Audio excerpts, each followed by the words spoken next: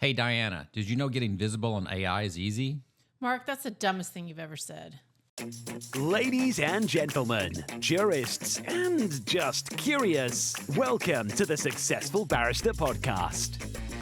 Here you'll learn about marketing, management, and life skills for lawyers that probably won't get you disbarred.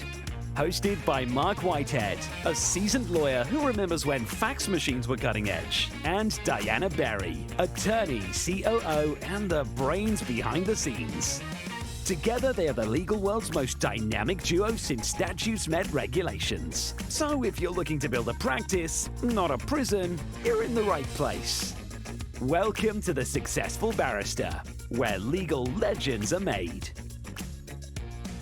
And welcome to the Successful Barrister podcast, the podcast for lawyers and law firm leaders about marketing, management, and life skills that probably won't get you disbarred. I am your host, Marc Whitehead, alongside my co-host, Diana Berry, my number one, my COO. Hey, Diana, what's going on? Not much. Mark, how's it going over there? Well, I'm sitting here in my office, sweating my tail off in the middle of winter. This kind of sucks. The building's temperamental. Yeah, we have an old building, and in order for everybody else to be comfortable, Mark has to either be freezing or be sweating his tail off. In the winter, I sweat my tail off, and in the summer, I freeze my tuchus off. Now, sort of the curse of being in an old building, but at least I own it, and I'm getting equity every month that we make the rent payments. There you go. Because I don't know. Good retirement plan. We should do a podcast on that.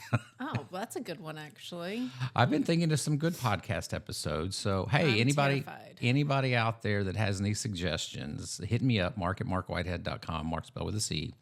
I'd like to know what y'all out there want to talk about, because we keep thinking of ideas that we think you want to hear about, but I don't know. Sometimes we do, sometimes we don't. I will say last week, I checked our ratings, and last week's episode was one of our most listened to podcasts ever in terms of just a single week. What was it about? I forgot.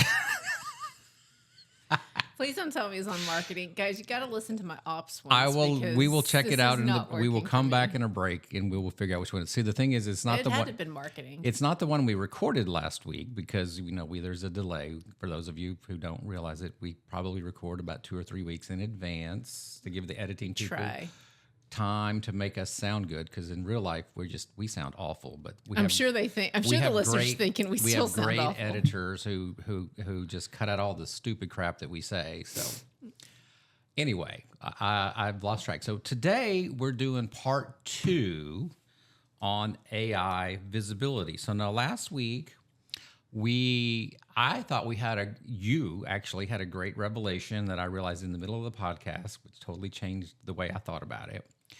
You basically identified that there are, in my mind anyway, there's 2 ways to get on AI search platforms. In other words, if somebody types in, best lawyer in Houston, and the AI pops up in the search at the very top of the search, there's 2 ways that you actually get there. Number 1 is to be a thought leader, an educational resource. In other words, you answer a technical question that the AI likes and they quote you. Or number 2, you get third-party verification because you're listed in all the super lawyer directories and stuff like that. So in other words, it's because you said something really smart or because third parties are saying good things about you. And I never really looked at it like that. And you brought that up in the podcast last week. And I'm like, that is brilliant. Well, thank you, Mark. That is brilliant. So I listen to other podcasts. Yes, that made you do. Me a little smarter. So I do too. But they're calling it, which I just thought was somebody got really creative. You know how you have SEO? Yes. Then there's now answer engine optimization, which is AEO, which is what you're talking about with those AI overviews, the answer portion. And there's generative engine optimization, or GEO, which AEO and GEO, very similar, 2 sides of the same coin, but very different strategies. And I think we're talking very broadly about both of those in both podcasts that we've had. So the GEO is the popularity contest. In other words, I'm the best, or somebody said I was the best, or somebody said I was a super lawyer. You're trying to get cited by the chat GPTs or referenced in the AI summaries, yes. Right. Okay. So what we're going to talk a little bit about today, last week we were kind of talking more theoretical and general and conceptual. Today, we're just going to be very practical. And so we have created a checklist.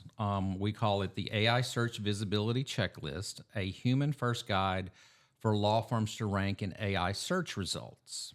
Okay, so we're talking both AEO and GEO, generally speaking. And I've created this. Now, I have to give credit because I have totally ripped this off from several sources, but two main sources. Number one, the Personal Injury Mastermind podcast, specifically with Chris Dreyer. I think Chris is a really smart guy, really great thought leader. I love his podcast. Episode 382, and they went through it in great detail. And the second, my friend Nalini Prasad from Blue Shark Digital gave a presentation on the same topic at the AI Expo Summit, PILMA's AI Expo Summit, earlier in January. In Orlando, yet again, another freaking conference in Orlando. I'm sick of Orlando. Orlando tourism really I'm going to be in Orlando, 6, 7 times this year? Can we not find a different city to go to, people? Not this year. So I know it's miserable. I mean, let's go to Toledo or something. I don't care. Just get me to a different place. No, I take that back. The universe heard you. No, not Toledo. No. If we all end up in Toledo next year, guys, San you all Diego. know why it's Let's Marc. go to lovely San Diego. That's actually where we're going. You're not going to go, are you? I'm not going. AHA winter meetings are in San Diego in February. So that'll be the next time for all of my friends out there in conference land that I haven't seen. They're all at National Trial Lawyer in Miami right now, which I'm missing. I bet that's killing you. It is killing me that I'm not in Miami right now with my friends. Your FOMO's out of the But it's getting out of hand. instead, I am going to catch up with my wife in New York and be in the freezing cold instead of the warm Miami sun. But that's okay. That's okay. I'd rather be with my wife. So anyway, yes, Mrs. Whitehead. I was just going to say, I We hope love Tina's you. listening. Tina doesn't listen. So today we are talking about, we're going to go through the checklist, but also do you want to make the offer again? Yes. So this checklist we're going to go over today, I'd be happy to email it to you because I know that a lot of people out there are listening in their car or on a treadmill or doing whatever you do when you listen to podcasts. So I've created a lovely little checklist. So email me, marc@marcwhitehead.com. Marc spelled with a C. I have to say that all the time. I should get Marc@marcwhitehead also spelled with a K. I should own that URL. I bet you somebody else already I was owns going it. to say, I bet that one's taken. Probably somebody took it. So in any event, so when we come back from break, we're going to go over our checklist. So you can listen, and then once we're done and you get off the treadmill or get out of your car, whatever you're doing, send me an email, and I'll email it to you. This podcast is sponsored by Marc Whitehead Associates, a national disability benefits law firm. Marc Whitehead runs a firm of over 60 dedicated people whose mission is to make a difference in the lives of our injured and disabled clients. Marc represents disabled claimants in Social Security disability, private disability insurance, and veterans disability claims in all 50 states. Marc Whitehead is double board certified in both Social Security disability law and personal injury trial law. Marc has litigated disability cases in over 40 states and counting and can help your clients too. Stop throwing your phone calls away. Call Marc Whitehead at 701-VIP-LEAD. That's 701-VIP-LEAD. Or visit our website at disabilitydenials.com. Referral fees are paid in all jurisdictions where it is permitted. Refer us your disability cases today and know that your clients will be in good hands. All right, Diana. Our checklist, which we have titled the AI Search Visibility Checklist, a human-first guide for law firms to rank in AI search results, as you've called it, the AEO and the GEO search results. So here's a core principle, and this is the theme that I heard repeatedly at the AI conference in Orlando, is that AI doesn't reward hype. It rewards clarity, credibility, consistency, and third-party validation. So optimize for humans first, and then the AI will follow. So when we put together our checklist, so there's 10 basic core topics, and we're going to go through these 10, some faster than others, given the time that we have available. And then, of course, each one has like multiple subtopics and twists and turn. But so number one, so we're just going to crash right into this because we have a limited amount of time to get through what I think is a fairly large amount of material. Number one is foundational clarity. Your website must make sense. And when we say that, does your website answer questions that help people? Okay. So a lot of people out there have websites that are like, yay me, I'm so great. And quite frankly, those have never, in my humble opinion, have never been terribly effective. People don't care about you. They care about themselves. So does your website, when people go to it, does it help the person? Does it answer the questions that they are looking to answer? What I would call educational-based marketing. Yep. So I think that this varies, in listening to the Personal Injury Mastermind episode 382, he talks about baking Christmas cookies with his daughter and how you had to scroll for like 7 minutes or something crazy just to get through a lot of the keyword heavy stuff. So what we're doing is comparing and contrasting through, it was very descriptive. And I'm sure, as, Chris said, or one of the speakers said during that episode, it's all very SEO heavy content, keywords, and that over marketing concept that we were talking about before. But right now, you want to transition if you want to get AI to notice you, you just want to transition a lot of that to answering the real question, which was, how do I make sugar cookies with my kids? Yeah, exactly. So when people are looking for a lawyer, they are looking for solutions. They're not looking for the hype man, the hype woman. They're looking for solutions. So you need to answer the questions that they are asking. Number one, does this firm serve my needs? In other words, you need to be very clear. Who does your firm serve? What are your practice areas? What's your geographic focus? And using plain language to answer questions. The frequently asked question page is a good one. Now, I will say that it is good to have a good bio of yourself on your bio page and really think about what the search engines in general and AI specifically would be looking about what makes you unique. We were looking at this the other day when we were rewriting my bio and like, what makes Marc unique? Well, I'm double board certified. That makes me slightly unique.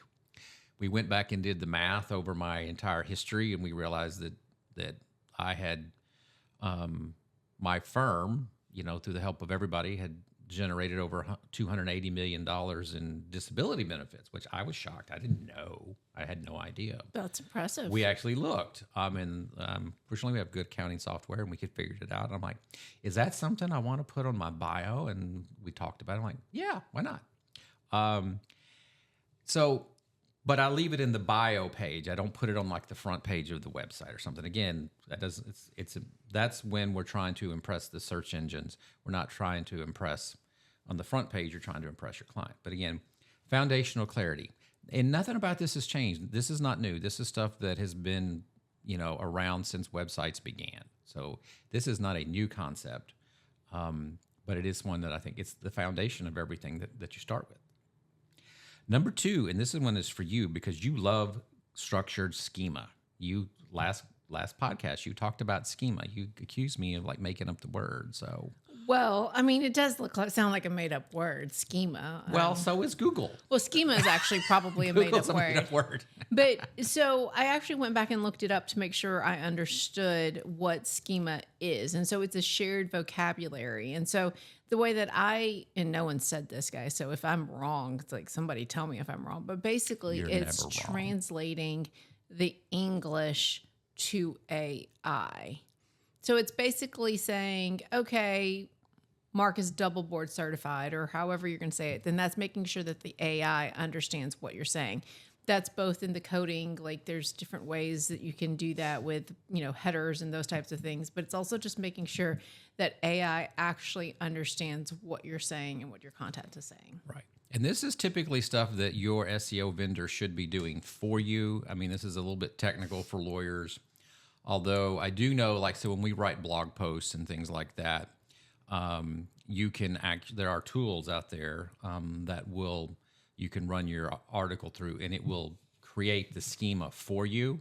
Now you have to put that in the right place when you upload the blog or whatever it is you're uploading. And again, that's why I rely on people smarter than me to do this for me, because I could probably come up with the schema, but where to put it and how to actually have the search engine recognize it, I don't really know how to do.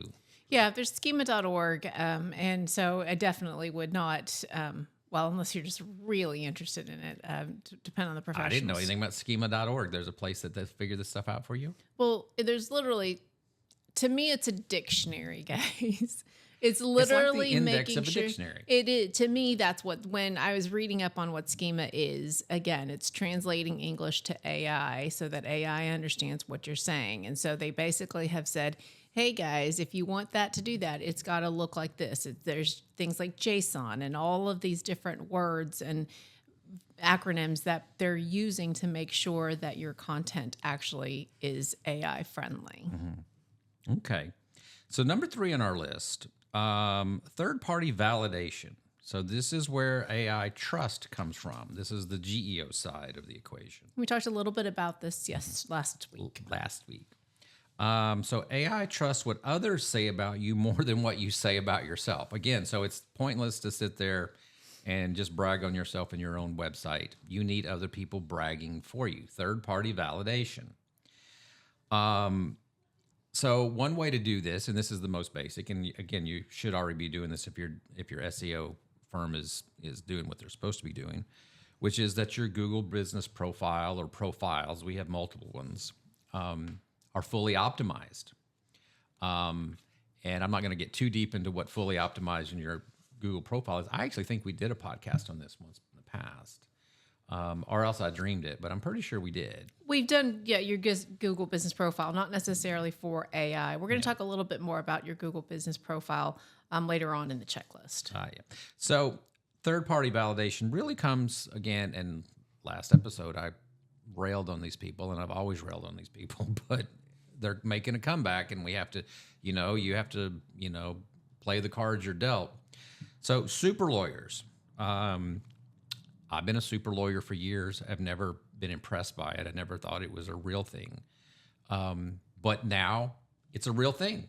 AI is looking at Let's it. be clear, Mark. AI says it's a real thing. It is still not a real thing. I'm with you 100% on this. So we now have totally agree with you. Robots telling us what to trust, because that's what we're talking about, and there's listeners. nothing we can do about it. The robots are coming for you. But that's what we're talking about, is that AI is telling all of our users, your Google users or whatever users you're using, right? Whether that's Gemini or whatever, that basically this is what's reliable. This is what's trustworthy.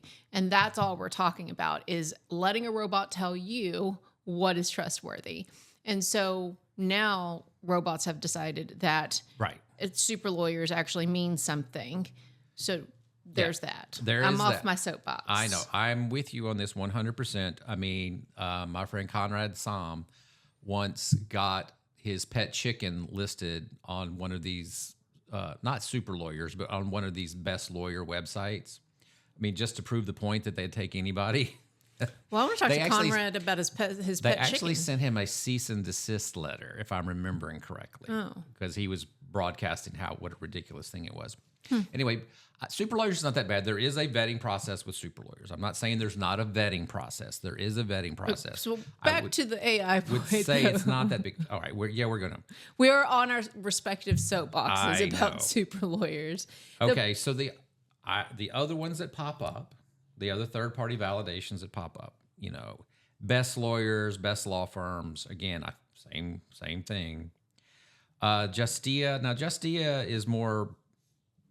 Anybody can get on Justia. They don't claim to be best lawyers, but I think it's a pay-to-play thing. Avo, it does take a bit to. Actually, anybody can get on Avo to get a 10.0 rating. You have to jump through some hoops. Yelp, I hate because their review system sucks so bad. I have so many reviews that people have given me on Yelp, and then Yelp won't post them because they're not quote unquote frequent reviewers under Yelp's terminology. So it's really hard to get Yelp reviews, and it really kind of pisses me off. But we're going to have to do it. We're going to have to do it. We've talked about it this morning in our marketing meeting. We're going to have to press on and try to do the best we can to get Yelp reviews now. You know, for years we just ignored Yelp, but now we can't ignore it any longer. Martindale Hubbell. Now that's an oldie but goodie. That, you know,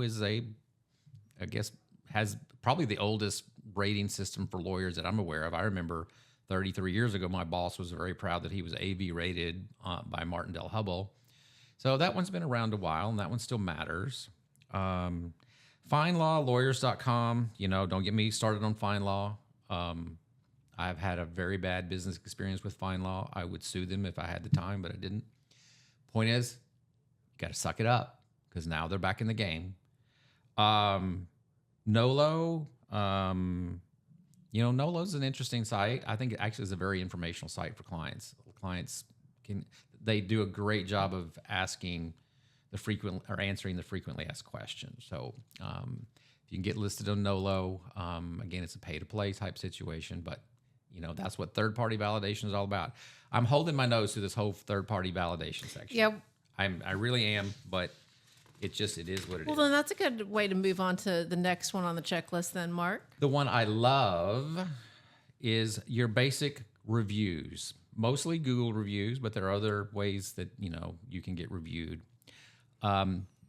We love our 5-star reviews from our clients. We have, at last count, we have almost 1,500 5-star reviews from our clients, legit reviews, not fake reviews, spread out over our 12 different locations. We almost have 1,000 on our Houston location alone, which is the mothership. But that doesn't just happen. You have to ask. You have to have your staff ask.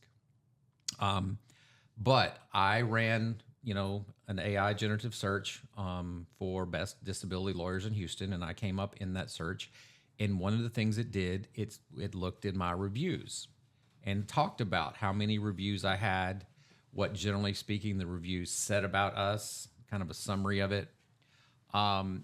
So that is an example of third-party validation, which I think is quite legit. That is a legit way for AI to look at you.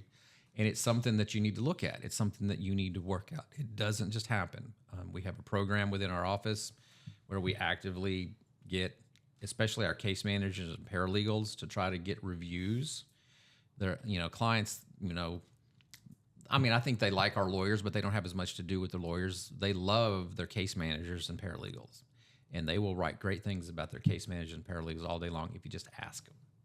Well, and I think it's really, intake, they love intake too, but, it's not just being able to get the 5-star reviews. You have to respond to the negative ones, but also, one of the techniques that I heard about is now getting your clients, if you're able to be more specific in their reviews. So mentioning, especially for some of our personal injury listeners, being very specific about your case type. Right. And the location, and even your staff names, which we've always done. But, for example, saying that Erica was incredibly helpful when I called about my car wreck in Houston. So that covers all of those 3 things: the location, car wreck, right, and a staff name. And that, according to Google, it breeds authenticity, trust, reliability. And so all those things are, it's what AI is looking for. That's really, a great way to pitch that. We should train our people like that. Now, I would look, most of the people that leave us reviews do use the word disability in the review, like, Mark, help me get my disability, and so forth and so forth. So, I think it is natural language for most clients, but it doesn't hurt to remind them. Well, and specifically what we're really looking for is, I had a policy, an ERISA policy, and, I thought it was going to be hard because I live in California, but, they were very helpful, or Erica was very helpful. So moving on, Mark, because we are running out of time. No, we have all day. 5. This is right before lunch, so careful. We'll just edit this thing. Number 5, will you take it? Well, you've written results, cases, and authority content. What does that mean to you, Marc? Okay, so case studies. One way to publish to the world what you do is to publish case studies. Now, you can do it in a blog, or you can do it like in a separate section on your website, which is to basically take a case that you have had a successful result and write a case study on it. In other words, and now there's a couple of ways to do this. You can be very vague about it, or you can go get your client's permission and be very specific about it. So, we've had clients that we've gotten permission from in the past, and I will do a review of, we took Jane's Social Security disability case. She had been denied twice before she got to us. She had, serious medical conditions. We took the case before an ALJ. We made these arguments. We argued that she met listing, blah, blah, blah, blah. In the alternative, we've argued that she met grid rule, whatever. And as a fallback argument, we argued that, she was less than sedentary, therefore she was unemployable in the national economy, and just laid out the theory of it, got her result, got her X number of dollars in benefits, okay? And you just publish these periodically, showing your results. And, the AI is picking up on that. Google also picks up on it. A lot of clients actually go to that page and look at these things because they want to look at your results. So the trick is, if you want to be very specific, you've got to obviously get your client's permission. If you want to do something more on a broader scale, you just have to be very general about it. And you can't use any identifiers, like I would refer to them as a client. I wouldn't even identify them by their sex, or anything like that. But you can, pick whatever route you want to do or some combination thereof. But to have regularly updated case results is something that both Nalini and Chris Dreyer were pushing hard in their presentations, is that AI is really looking for those types of things because it gives them examples of exactly what you do. So, again, we do not that great of a job about doing this, but we've met on it, and we're going to start doing it. We're getting better at it. We're going to get better at it. Number 6, video and multimodal content. AI loves this style of content. Your YouTube channel. Everybody should have a YouTube channel up there. Your YouTube channel, you can put all sorts of things. Like, you can put the case studies up. Do a video of the case studies like I just described earlier. You can do frequently asked questions.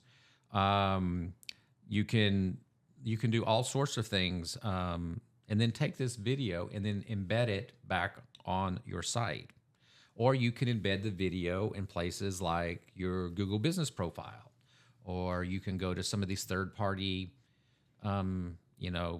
third parties that we were talking about earlier that we all hate, and you can embed some of your video up there. So you want to link all this together, but they love the YouTube channel. They love the video. So AI is looking at this sort of thing. Yeah, and one of the things you want to make sure with your YouTube, it's still important to make sure, you still have the appropriate way for AI to recognize it. So make sure your thumbnails are clear and relevant. AI or YouTube likes those timestamps, so they know exactly where you can go to find the answer to your question. And your FAQs are another good way to make YouTube content. So making sure that you're answering specific how-to questions or those types of questions that to establish authority with AI. And make sure they're transcribed. Make sure that there is a transcription within the schema markup. So again, AI and Google, all of them, it's easier for them to search text than it is to search voice. I don't even know if they try to search voice, but they will search the text. So obviously do a transcript, and there's products out there that do that automatically for you. You don't have to sit and type. Number 7, local and community signals. This goes back to your Google business profiles. And especially your Google business profiles is where you can really highlight the activities that you do in the community. It's rodeo season. I'm big into the Cutting Horse show, which is, all in all of this raises money for kids' scholarships, so we're a 501c3, so yay us. For all my friends out there, I will be sending you fundraising emails, so please give. Thank you very much. Anyway, highlighting things that you do in the community, free clinics, webinars. We do webinars or town halls, whatever you want to call them. Highlighting those in your Google Business Profile listing. But you're basically giving signals that you are embedded in the community. It's also a good strategy, just on a whole separate topic. You know, a lot of people worry about the big dogs coming in, Morgan & Morgan coming into their community. You know, people, Sweet James, I know, is spreading all over the country. You know, how do you fight the 800-pound gorilla in your market? Because you're connected to the community. Show that you're part of the community. AI will reward you for that. Yeah, one of the things you want to do is make sure that your geotagged photos, or that your photos are geotagged to actually strengthen your location signals. So making sure that you're actually there. I think that the Personal Injury Mastermind episode did a great job of talking about how he uses the St. Louis, you know, the Arch and all of the different coffee shops, mentioning even the specific coffee shops and those types of things in his area, so he can be hyper local, which not as important for your practice, Mark, but you just also want to make sure your Google Business Profile is consistent across the board, obviously with your hours, your name, category description, and those types of things. Well, you know, so we have 12 locations across the state of Texas. So we are actively implementing this strategy. So we're getting, you know, all of our locations. Hey, send us pictures. Make sure. And there's a way pictures can be geotagged, you know, automatically when you take them. I don't know how to do that, but somebody knows how to do that. But they will look at the geotags just to make sure that you're not pulling pictures from God knows where. Yep, you're not using stock photos. Not using stock photos. So make sure you do that. Number 8, social proof and professional presence. So AI monitors reputation signals, not vanity metrics. This was a theme that was repeated from stage, so I wrote it down. Social proof. LinkedIn. Not a big LinkedIn user, but I do have a profile, and we do update it from time to time. Facebook. Now, I am a big Facebooker. I don't, because I am old. So it's where I go. I can't help it. Not changing. That's interesting. Instagram. Now, here's an interesting Reddit. Now, I've heard a lot of good about being involved in Reddit, and I've also heard some disaster stories. Because if you go into the Reddit community and they sense that you are just there for self-promotion, they will skewer you. Because it is a very, I don't know, tight-knit's not the word. It is a very unique community on Reddit. They very much believe in the ethos of the purpose of Reddit, which is to be a public bulletin board. And they will welcome you with open arms if you go in there and provide good content. But if you, for 1 second, look like you're just promoting yourself, you will get skewered. And that's no fun. So, I am not a Redditor. I've never been on, I mean, I see it, but I've never participated in. I personally, my goal is to get more involved in LinkedIn. Just that's how I'm going to kind of solve this problem. I'll let you do Instagram. How about that? Well, I think that the Instagram, I mean, I do like Instagram, but I think one of the things with Instagram is that you want to make sure that your bio is concise. That is one of those times when you actually can use emojis and it makes sense that you have a call to action. Also that it's keyword rich, because that is actually makes sense. You know, one of the things, Mark, that I kept reading about just overall with AI is the EEAT acronym. Have you heard about this when it comes to I have AI? not. What is that? So it's expertise, experience, authoritativeness, and trustworthiness. And so one of the things that you do want to do across, I mean, just an overarching principle is that you just want to make sure, obviously, that you are practicing EEAT and you have authentic engagement, you have high quality content. We should write this down and put this part of the checklist, because I don't have that. And EEAT. Mm-hmm. Well, it's an overarching. A-T. Over. Diana said. Okay. And then you want to obviously just make sure that you have strategic brand mentions across all of social. So, you know, with LinkedIn, it changes, right? You have 300 words. Your posts need to be very short and concise. Whereas Instagram, obviously, you can use emojis and those types of things. And so with Reddit, if you don't have an established account, don't. Yeah, Reddit's one of those things Probably that just don't start there. Yeah. New accounts don't really know, like you said, they're gonna spot you right away. Yeah. Red flag, red flag. Yep. Moving on to number 9, Mark. Number 9, content that answers real questions. Whatever the content you're using, whether it's video, whether it's a landing page, a blog, whatever you're doing. Did you roll your eyes when I said blog? No, sir. You feel blogs are old school? We still blog. I never rolled my eyes. Let the video reflect. I did not roll my eyes. We're going to rewind that. You're very sensitive today, sir. I am very sensitive. But so you were saying about blogs? What was I talking about? Okay. Content that answers real questions. What are the questions that your clients want to know? All right, for us, hey, I've been denied my disability benefits. How long do I have to appeal this denial? Okay, very easy question, but a question that we get frequently. How long do I have? Okay. Second question, what do I have to do to appeal it? I heard lawyers are expensive. How do lawyers charge for this? The judge said that I was capable of light duty work. What do you mean light duty work? How is that defined? Basically answering some basic questions about their case. Now, one of the things that we do is, we wrote several books answering all of these questions. But now the reality is that people don't want to read a book. I know that. So we take the book and we break it down. And it's basically a great way to reuse content because that's the point of the book. The book just answers the most commonly asked questions, and it provides the structure of what you have to prove. It provides the structure of the appeals process. Provides, what is a listing? What are the medical vocational rules? How do they apply to my case? What's an RFC? This judge keeps talking about RFC. What in the hell is that talk? What does he mean? So what you're really saying, Mark, is that it's not just keywords. You're answering the why, the what, and the how. So Yes. make sure that your content, this is where the schema comes back into place too. You're going to want to use something like H2, H3 tags to pose the question, followed by very short, direct answers to make sure that the AI understands what you're actually doing. Right. So how-to videos. We all know we love how-to videos.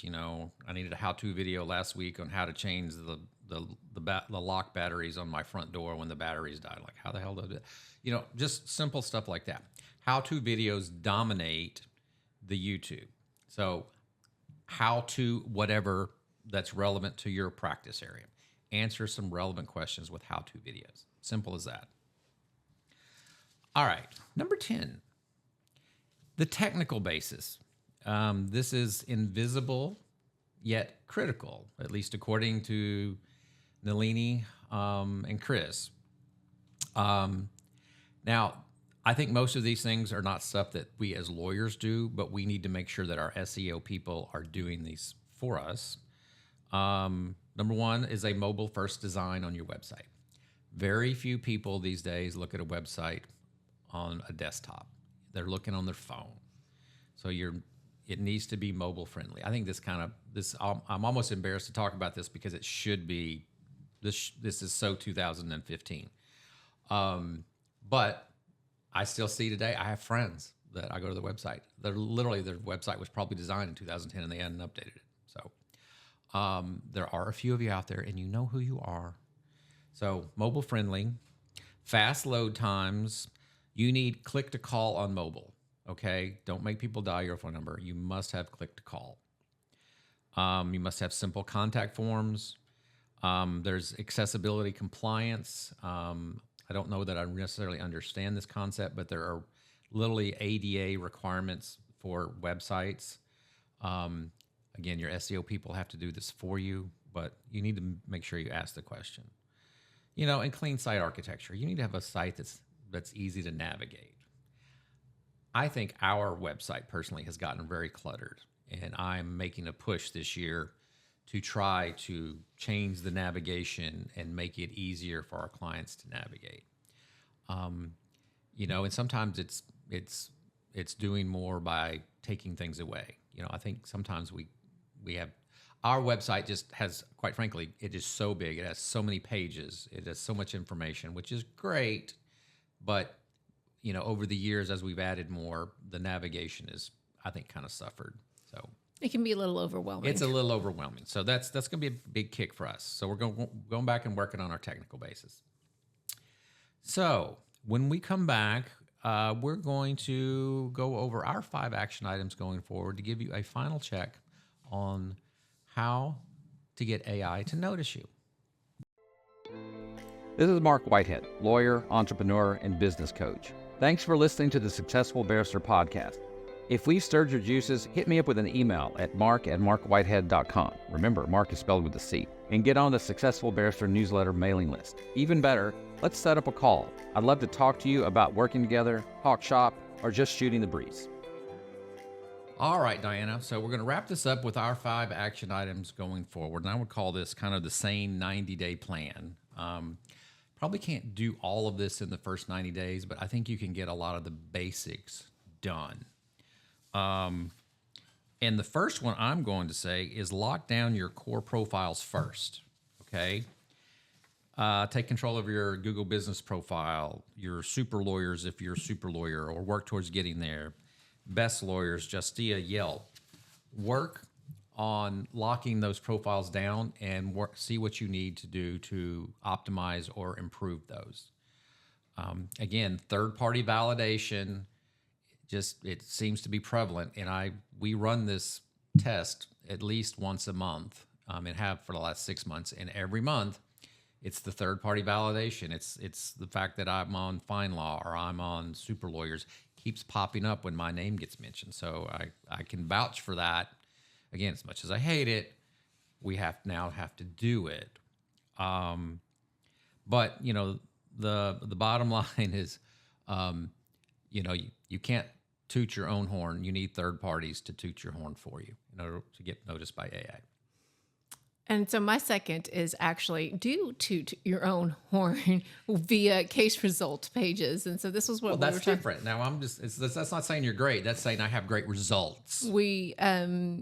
So what we talked about, guys, was making sure that you talk about either your verdicts or your settlements, those types of things that you're getting, because the case studies, because AI will basically reward that because they're looking for depth and comprehensiveness. Yes. If you can, publish white papers.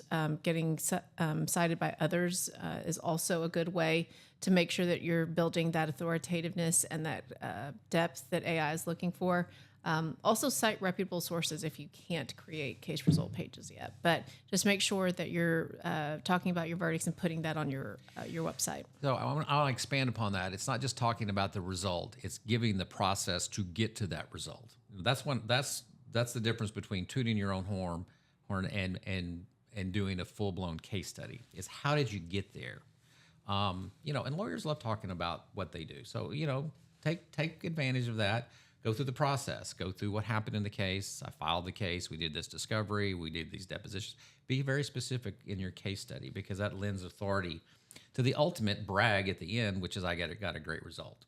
Is that how you structure a case study, or is that how AI looks for a case study? Well, that's how I would do it. Okay, I just wanted to make sure. I'm not sure that we know exactly what AI is looking for, but to me that's logical. So that's the way. What's number 3, Mark? Number 3, build a review system, not just a campaign. So when I mean a system, it needs to be ongoing, it needs to be legitimate, and it needs to be platform appropriate. All right, so Google obviously is the 800-pound gorilla when it comes to reviews. We all want as many 5-star reviews as we possibly can.